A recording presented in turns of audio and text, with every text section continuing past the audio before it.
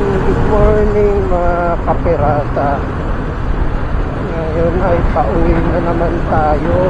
And medyo madilim. Grabe. Parang uulan. Ayun, maalala ko lang kanina minapanood akong video sa tayo 24 oras. Basta GMA News, may naging aksidente dito sa flyover. 20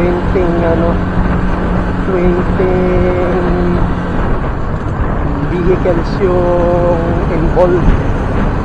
So parang 4 na 4 wheels tapos 16 na motor. Aksidente sila dito mga 7 ng gabi. Syempre dito tayo lagi dumadaan, kinabahan tayo. Ayun nga pala bali nabangga sila ng truck na natawag doon sa truck na yan, nawala ng preno. Nakakatakot na rin at nakakatakot talagang lumikod nakakatakot talaga pag mga truck yung nasa harapan nyo, nasa likod nyo. Kaya as much as possible lumiwas kayo sa truck, kasi yung mga yan hindi naman tulad nga ng sabi ko sa kong vlog, dapat lagi talaga mini-maintenance yung mga truck bago ibiyahe. Dapat tinodouble check nila yung mga brakes nila, kasi yan naman lagi yung nagiging problema. O hindi ko alam, parang dinadahilan na lang yata nila na nawalan ng preno, mga ganun lagi yun. Lahat ng banggaan na involved ang truck, lagi niya sinasabi na wala ng preno. Nakakatakot yung benteng sasakyan yun na inararo.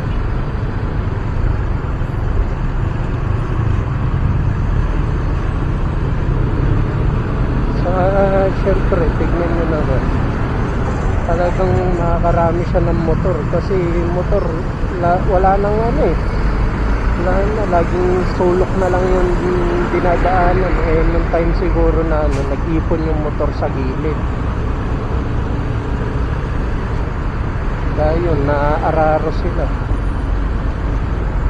Mamaya i-post ko yung link pag nakita ako i-post ko yung video sa gilid pag nakakita ako ng clip.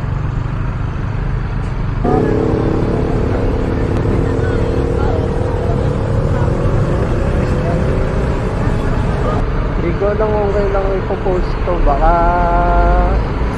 mamayang gabi din, kasi syempre balita yun baka di na makarelate yung iba pag late ko na pinost. Okay. Parang ganito, wala na madaanan, sinisiksik pa. Ganitong truck.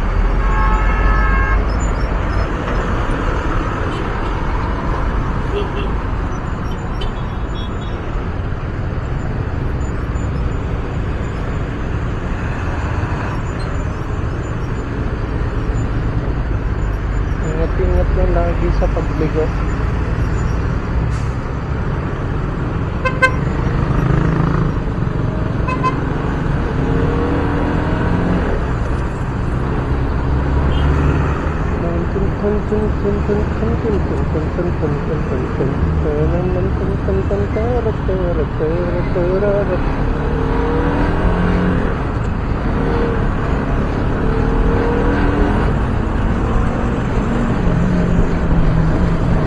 So yun nga, sumegway lang ako ng balita, kasi lagi kong dinadaanan dito kinakabahan na nga tuloy ako kasi possible mangyari sa akin yun. Pero wag naman sana. Sana safe lagi pag nasa daan. Lahat ng mga motorista. Sana lagi nilang chinecheck yung mga kotse nila sa mga sasakyan. Motor pag nagbabiyahe. So ano nga ba yung main topic natin ngayon? Yung main topic natin ngayon is yung mga palabas na luma na gusto kong mapanood.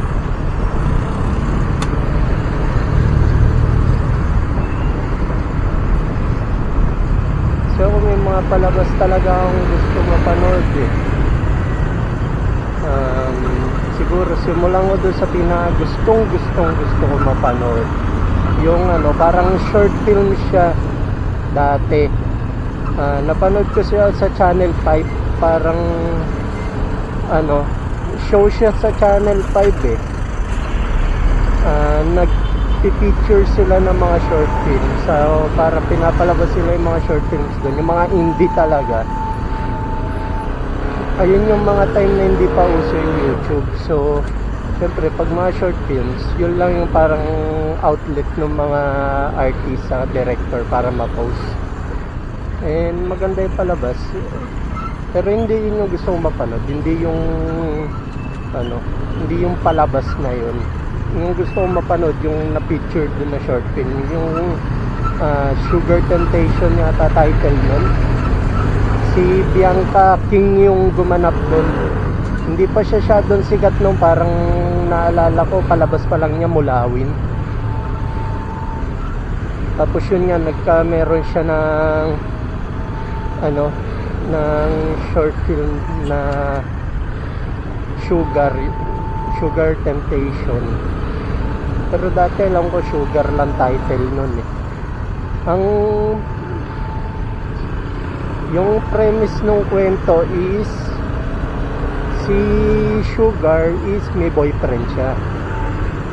Tapos parang niya, naghihinala siya na nambababae yung boyfriend niya, or possible mag-cheat sa kanya. So ang ginawa niya is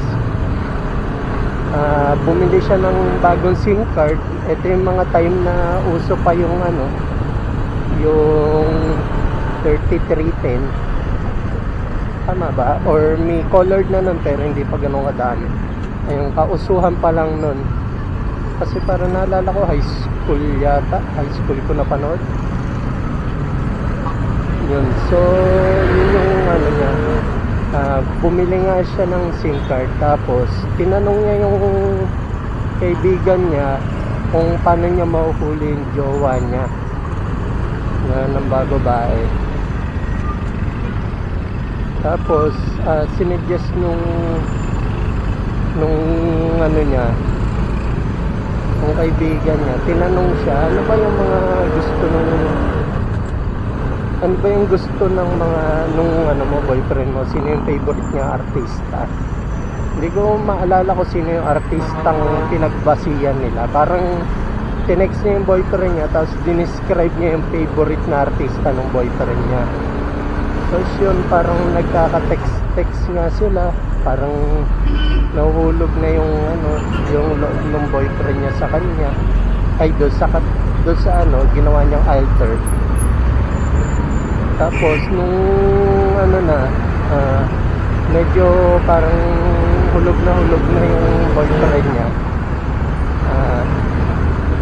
tinext niya, sabi niya mag-meet up na. And nung time na to hindi pa uso yung talaga, hindi pa uso yung Facebook and video chat. Siguro medyo uso YM, pero hindi naman dati lahat kayang yung YM So parang ayun, hindi nga sila nakikita. Parang yung boyfriend niya is naka-base lang doon sa binigay niyang description. So balik tayo sa kwento, niyaya na nga niya magkita sila. Tapos after nilang magkita, after niyang yayain, nung nandun na si Sugar si Bianca King doon sa meeting place, ano yun, parang coffee shop. Tapos may yung table niya, ano, ang ganda ng shot na yun eh. Yun talaga hindi ko makalimutan doon sa palabas na yun. Yung shot niya is may table, tapos may dalawang upuan, tapos naka-center yun parehas. Tapos parang medyo dark yung setting niya. Hindi naman dark na, basta parang romantic na dark, parang ganun. Alam mo yung mga parang ano, mga old school, yung mga cinematics dati na parang romantic place. Basta i-post ko pag may nakita akong reference na medyo hawig nun. So yun na nga, nakaupo doon si Sugar, tinetext niya. Tapos parang excited na siyang mahuli yung boyfriend niya. Tapos biglang ano na, nung tinext niya na kung asan ka na ba, biglang nag-message yung ano niya, yung boyfriend niya. Sabi hindi daw niya ano kayang gawin yon sa girlfriend niya kasi mahal na mahal siya, ay mahal na mahal niya yung girlfriend niya. So yun, parang ano, kinilig si Bianca Kingdom kasi di ba yun nga, parang hinuhuli nga niya yung boyfriend niya, tapos yun pala napatunayan niya loyal na loyal sa kanya. Parang kaya lang talaga siya tinext, parang in-explain din doon eh kung bakit siya tinext. Parang tinext niya lang si Sugar, yung alter nga, para ano, may makausap, yung parang yung ano nga, yung hindi ko maalala, basta parang yung fantasy niya, kasi gusto nga niya makakausap ng artista na kamukha, ay ng babae na kamukha ng favorite niyang artista. Eh yung pagka-describe kasi ni Bianca King kay Sugar is yung favorite niya artista. So parang natuwa lang siya, gusto niya i-text. Pero hindi ko sure, basta parang gano'n lang nangyari, hindi sinipot ng boyfriend. Tapos si Bianca King, habang tinitignan yun, nung tinignan niya yung text na hindi niya makakapunta yung boyfriend, natuwa siya. So doon na nag-end yung story na ano, fate to black niya. Basta ayun yung hindi ko makakalimutan yung story doon sa napanood ko ng ano, palabas sa TV5. So bukod doon, ano pa ba yung mga gusto kong mapanood ulit? Siguro yung ano, yung ang boyfriend ko.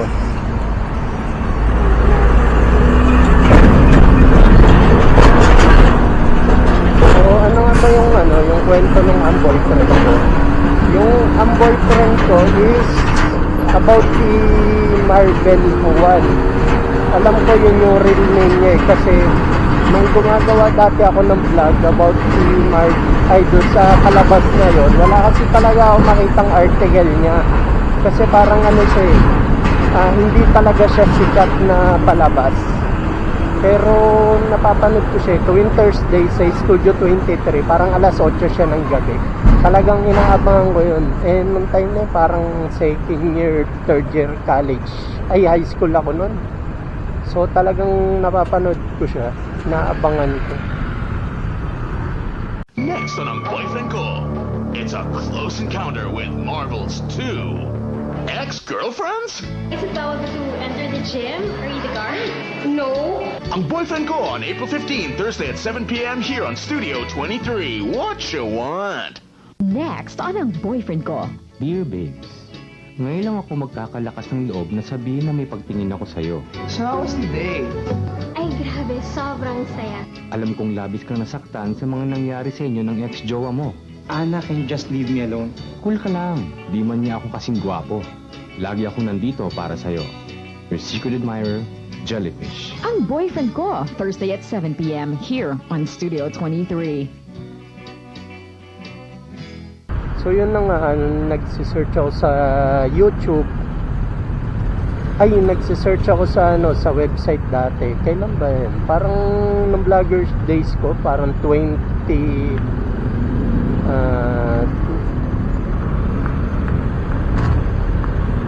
parang 2009 yun, yung time na ano, yung vlog pa is hindi pa video, parang type ano lang, parang story lang sa libro. Ganun dati yung pagbablog, kung hindi mga nakaabot ng ganong era, ganun dati mag-vlog. So ano nga ba yung nasa na nga ba ako? Nakalimutan ko na. Ayun nga, yung nagre-research ako, wala akong makita. Tapos nalaman ko is yung nabasa ko sa Pinoy Exchange na yung ano nga, yung bida nga si Marvel Juan, and yung pangalan nung yung Marvel Juan talaga is yung talaga yung real name nung gumanap. Yun talaga siya. Bali, parang ginamit nila yung real name ng mga character ginamit nila yung real name nila as character. So, ang kwento nun is, si Marvel Juan is may girlfriend siya. Ang twist doon is tatlo yung girlfriend niya. So, panahon din to nung ano, yung uso pa yung text. So, nangyari kasi, kaya naging tatlo yung girlfriend niya is parang niligawan niya ng sabay-sabay yung tatlo. Eh, hindi rin naman niya ine-expect na sabay-sabay siyang sasagutin. So yun, parang nagja-juggle siya dun sa tatlong babae kung paano niya ilulusot yung relationship. Kasi hindi, syempre sabay-sabay siya sinagot, talangan na yung break na naman yung tatlo. So yun, ang mga bida doon is si Marvel, tapos si Tanya, si Ana, at sino nga ba yung isa? Nakalimutan ko, basta tatlong babae yun. Siguro tignan ko na lang doon sa vlog ko dati, kasi alam ko pinost ko yun. I-post ko na lang yun kung nagkamali ako. Basta tatlong babae yun. So yung isa is sporty na outgoing, yung isang babae naman is parang social. Tapos yung isang babae is parang kikay. So yun, doon umikot yung premise ng kwento na paano niya pag i-juggle yung tatlo. And parang undecided pa rin siya kung sino yung i-break niya. Kasi nga, syempre, gusto niya yung serious sa relationship, yung hindi niya niloloko yung tatlo. Kasi parang ano lang naman, dala lang na unexpected circumstances, kaya naging yung girlfriend yung tatlo. So yun, doon umikot yung kwento, parang minsan nalulusutan niya yung mga kung paano siya nilulusutan yung mga circumstances, na yung mga senaryo na biglang magkikita yung dalawa, magkakilala pala, tapos magkasama sila ng isang girlfriend, tapos isang girlfriend biglang magpapakita na dapat hindi siya mahuli. Yung mga ganun senaryo. So paano nga ba natapos yung palabas niyo? Ang naaalala ko, natapos yung palabas na yun, parang na siya, nagko-contemplate na siya kung sino talaga yung girlfriend niya. Parang medyo nakapag-decide na siya, dapat isa lang talaga girlfriend niya. So iniisip niya na kung paano niya i-break yung tatlo.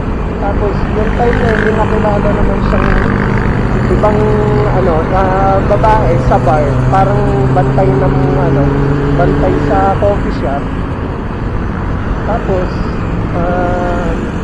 ang naalala ko is nagkakasundo sila nun. Tapos parang yung karakteristik ng tatlong babae nakita niya doon sa isang babae, yung sporty, social, tapos yung medyo hintay, parang nakita niya doon sa isang babae. So parang na-inlove siya doon.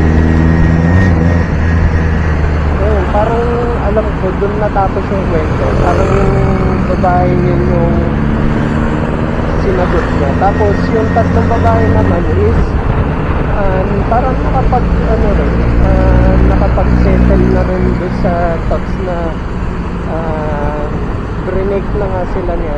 Hindi na wala naman pangit na nangyari. Basta parang nagtapat siya na tatlo nga sila, na nagkasabay-sabay sila. Tapos dapat parang hindi siya mapag-decide kung sino sa tatlo yung pipiliin niya. Tapos nag-decide siya, break lahat. Tapos nung bandang uli, yun nga yung barista yung yung parang naging girlfriend niya. Basta hindi ko na maalala yung kwento. Basta parang gano'n. Kaya nga gusto ko siya mapanood eh. Gusto ko ulit mapanood kasi gandang-ganda ako dun sa kwento nun. Ayun yung mga time na kasabayan ng yung kasabayan siya ng WhatsApp. Diba sa Studio 23 kung WhatsApp araw-araw, yun naman tuwing Thursday. Tapos kung Thursday yun, bali yung pang Friday na palabas is Strange Brew. Yun, doon pinalabas yun. Doon rin pinalabas yun yung unang-una yung Strange Brew. Sila Angel, sila Tado, yun. Saka si Ramon Bautista, kung ba siya nakilala. Basta parang naalala ko lang si Angel saka si Tado. So ayun, yun yung time ng Studio 23 na parang target audience sila is mga young adults. Pero at some point ay parang hindi ko alam bakit na gusto ko yung mga ganun palabas. Tapos bukod doon, siguro yung isa ko pang gusto mapanood is yung Lip Gloss. Yun, sa TV5 naman. Yung Lip Gloss is college na ako nung napanood ko yun. And ayun, katulad nun, gandang-ganda rin. Yung kwento naman nun is about sa high school. Na parang typical drama ng high school na may mga struggles. Parang nakalimutan ko kung siya, parehas siya palabas sa ibang bansa. Parang napabasa ko sa comment, parang cheap knockoff siya nung palabas na yun. Parang ang mga sumikat dun na palabas ay na na mga actor is si Luis de los Reyes. Dun siya nagsimula, siya Lakdana bago siya naging Twin Hearts. Tapos sino pa ba? Wala si Mimi. Tapos si ano pa ba? Tapos nakalimutan ko na yung iba, pero karamihan asap eh. Si si Diana Meneses nandun din. Mamaya i-post ko yung picture nila kung sino yung mga artista doon.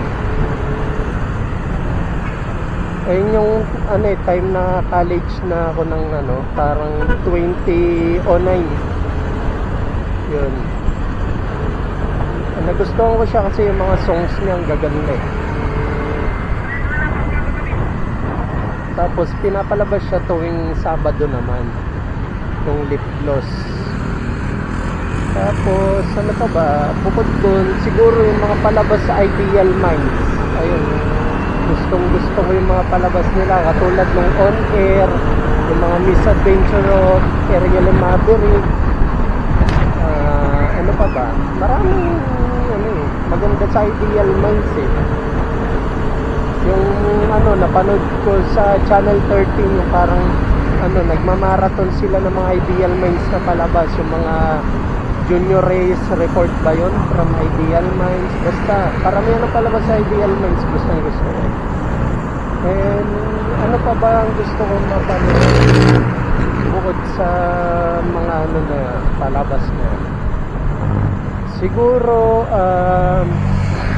yung mga old school na palabas ng TV5 nung nag-rebrand sila, di ba dati ABC5 sila, tapos naging TV5 sila, yung mga palabas nun, yung mga Rakista ata yung title, nung kasabay yun ng mga lip gloss, parang era nila yun eh. Yung gusto ko mapanood ng mga ganun, kasi yun yung mga kabataan ko eh. Tapos bukod doon, ano pa ba? Siguro yung mga yung mga BTS gusto kong panoorin. Though meron siya sa YouTube, kaya medyo hindi ko na parang nawawala na siya sa pagkagusto ko. Parang hindi na ako interested kasi alam ko meron siya sa mga anime sites, mapapanood ko siya. Di katulad ng mga una kong binanggit na parang lost media talaga. So siguro hanggang dito ko na lang tatapusin yung vlog. Kung umabot kayo sa part ng vlog na to,